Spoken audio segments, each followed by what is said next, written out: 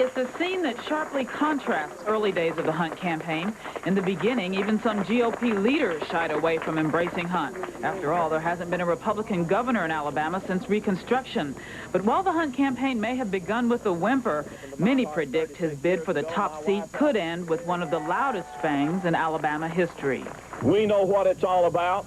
We know we want to change government from the cronyism type government, from politics as usual, to have a government of honesty and integrity, one that the people can trust and one that the people will have confidence in, so that 4 months from now or 4 years from now, they'll be able to say that they were glad to have a part in the Hunt campaign and a part of the Hunt administration.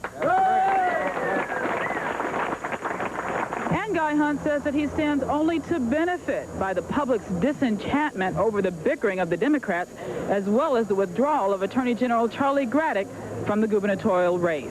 Charlie Graddick came out of that campaign because he loved Alabama and he didn't want to split the vote, because he wanted to change the direction of state government, and for that reason we'll owe a debt of gratitude to Charlie Graddick.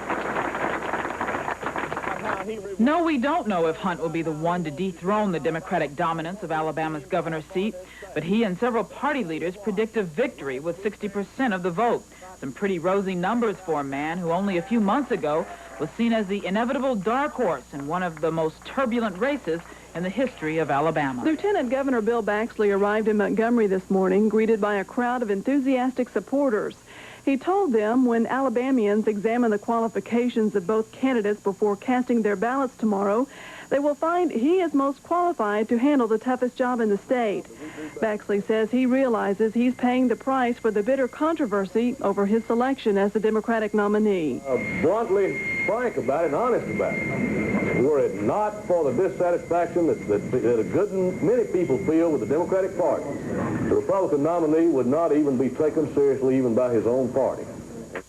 But Guy Hunt is being taken seriously this year, so much that some polls show him leading Baxley.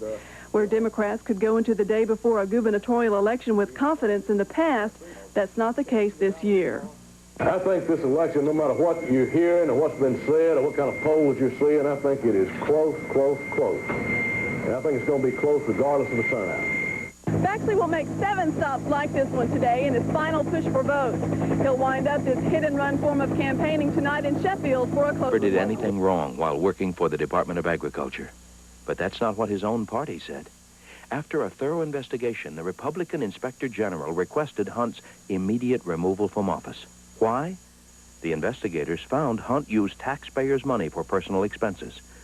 Guy Hunt used your tax dollars to pay for his personal travel and his political campaign. Guy Hunt. The Republicans forced him to resign. Now he wants to be governor?